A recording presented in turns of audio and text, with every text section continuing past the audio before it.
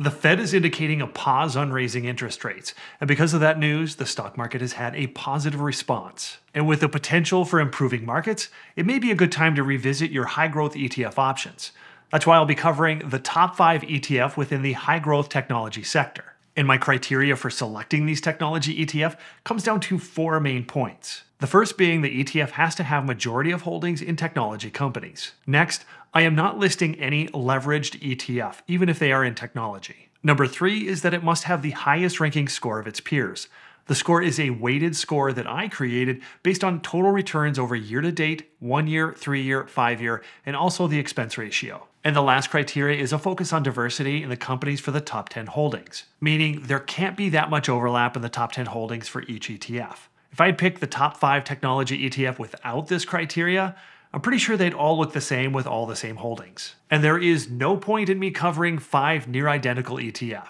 For example, my list excludes the funds 𝐞𝐞𝐞 and 𝐞𝐞𝐞𝐬 simply because those funds had nearly the exact same companies as an ETF that had an even higher score that's on my list. So for some of you out there, you may question why a fund was left off of my list, and it will be solely because of those top 4 criteria that I just listed. It's not due to a personal preference. It's merely me taking an objective point of view and seeing where the model criteria takes me. And I genuinely believe that most of you will respect that approach, and I hope that you see 1 or 2 ETF that's new to you in your portfolio. Now, I do want to point out that within technology, there are 3 areas that I see for having massive growth over the next 10 years. And those would be artificial intelligence, robotics and automation, and quantum computing. And they're areas today that I look for in my investments. Let's go ahead and get started with the first exchange-traded fund, or ETF on the list, which is the First Trust Technology AlphaDex Fund. This ETF tracks the performance of the StrataQuant Technology Index, which is a tiered, equal-weighted index of large and mid-cap US technology firms. In looking at the top 10 holdings, many of the companies aren't the mega-cap companies that you would expect within technology. But one of their top holdings is Palantir Technologies, which is a software company that specializes in big data analytics and artificial intelligence. It provides solutions for various sectors such as defense, healthcare, energy, and finance. This company is poised to crank up the profits along with being in high demand for all of their AI systems. I see this as a strong driver for this particular ETF for the long term. Listed is the performance of the 𝐓𝐸 ETF during the filming of this video, where the dividend is low, and we expect that from most every technology ETF because the companies are going to reinvest their profits back into the company. And the P/E ratio is a bit higher compared to the S&P 500, but I was surprised that the beta was below 1. For reference, I'm showing the ETF of VOO as an S&P 500 index for comparison. And remember that a high P/E ratio means that the market sees those companies as high value and the price has already taken their future growth into account. And in this case, with the beta being below 1, it has smaller pricing fluctuations compared to the market. However, we expect that most technology ETF will have a beta greater than 1, and they're going to have larger pricing fluctuations compared to the market, both in the positive and in the negative. And when we look at the total returns, please keep in mind that these are the annualized total returns, where the expenses have already been taken out and it's assumed that all the dividends are being reinvested. So the total annualized return keeps all ETF on the same playing field for comparison. I say this because I often get comments, especially in this video right over here, from people where they state that the high-paying dividend ETF outperforms high-growth technology ETF because of the dividends. And that simply isn't true because the dividends are already baked into the annualized total return. You are not going to get anything more than the annualized total return. And as you can see, this fund, 𝐓𝐸, has outperformed the S&P 500 in every year except over the 3-year time frame. I have to admit that this fund was not on my watch list prior to making this video. And I like the fact that it has a unique mix of holdings from most all other technology ETF.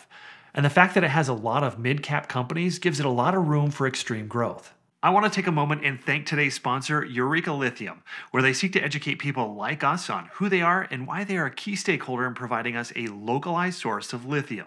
And the reason that's important is because most anything that we use that has a battery, like our phones, eVTOLs, and especially electric cars, all rely on lithium as a clean energy source. Sadly, the demand for lithium is expected to exceed our production for the next decade, which relies heavily on foreign countries to provide. And Eureka Lithium is an under-the-radar company that has a first-mover advantage in a potentially rich lithium region known as Nunavik in Quebec, Canada, which is right next door to some of the rich billionaires also looking for the ore in that same region. And Eureka Lithium is one of the largest landowners in Quebec's new lithium frontier with over 1,400 square kilometers, and they have one of Canada's most prestigious prospectors as their technical advisor, Sean Ryan. Currently, they've been utilizing technology to identify and map out the best locations for sampling and mining to ensure operational success. Lithium is a finite resource that we need in almost all of our electronics, and Eureka Lithium is at the forefront of making North America resource independent. Please check out the link in the description to learn more about Eureka Lithium. Now I'll move on to the next ETF of First Trust NASDAQ 100 Technology Sector Index Fund. This ETF tracks the performance of the NASDAQ 100 Technology Sector Index, which is an equal-weighted index of the largest NASDAQ-listed U.S. technology stocks. Some of the key highlights of QTEC's top 10 holdings look quite a bit different from the prior ETF, where the top holdings belong to CrowdStrike, which is a cybersecurity company specializing in cloud workload and endpoint security, threat intelligence, and cyber attack response services. They've been around for over 10 years, and they're based out of Austin, Texas. As we rely on technology more and more, the need for cybersecurity and protection from cyber threats, it's only going to grow over time. And since they are now seen as one of the top companies within that field, CrowdStrike will continue to grow at a very fast pace. And now we can see QTEC's performance, where many of the risk factors of beta and P/E ratio are substantially higher than the prior ETF, and quite a bit different from the S&P 500. And when we look at the returns, the fund has had major growth year to date. But similar to that last ETF, the 3-year total annualized return is a bit lower than the S&P 500 for the same reasons. But the 5-year total return is quite nice, where $10,000 invested 5 years ago would be worth over $22,000 today. The QTEC fund has performed well over the years, and I like that there are only a couple of companies in their top 10 holdings that are common to many of the other technology funds. It makes for a nice bit of diversity within my portfolio. Before moving on, I have a favor to ask of you. If you like my content, I'd greatly appreciate if you consider pressing the like button so my content here on YouTube can grow. And better yet, I'd love it if you'd consider subscribing so you can be up to date with all of my latest content. And the next ETF is Defiance Quantum ETF, QTUM. This ETF tracks the performance of the Blue Star Quantum Computing and Machine Learning Index, which is an equal-weighted index of companies involved in the research and development or commercialization of systems and materials used in quantum computing. And true to form, when you look at the top 10 holdings, they have a nice mix compared to the others. And here's a snapshot of the QTUM performance as of the filming of this video. There's nothing really out of the ordinary with the expenses, dividend, or the beta. But when you look at the prior year's performance, it builds up just a little bit more than the other two.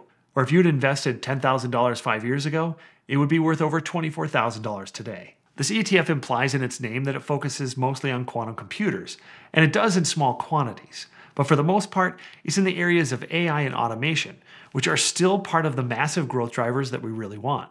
And the fourth ETF today is iShares US Technology ETF, or IYW.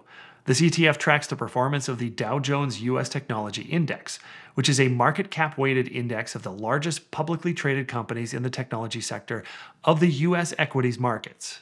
And when you look at the top 10 holdings, it has all of those big names that you'd expect like Apple, Microsoft, Alphabet, and Nvidia, where most of the top performing technology ETF mirror these exact holdings because they've had a ton of growth over the past several years. As for IYW's details, the story is similar for items like the dividend, P/E, beta, and expenses. But the differences truly kick in when we look at the returns. Across the board from the year-to-date all the way down to the 5-year annualized total returns, it is a powerhouse, where if you had invested $10,000 5 years ago, you'd have nearly $30,000 today. This ETF of IYW is one of those top ETF that people simply aren't talking about. But based on my criteria in selecting the ETF, this is the one that bumped out QQQ out of the runnings because it had a better performance and they have nearly the same holdings.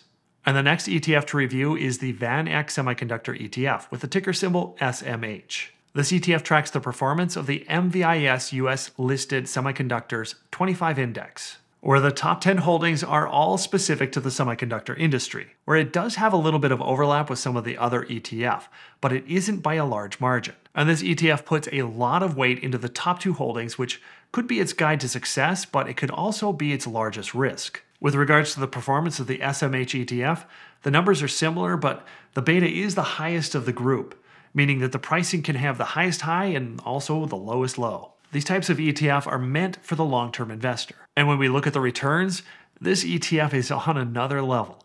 It almost beats every single ETF that we've covered. And just after this ETF, I will show you a comparison of all of these ETFs so you can see how they all stack against one another. But for now, this one has had a great run for many years now.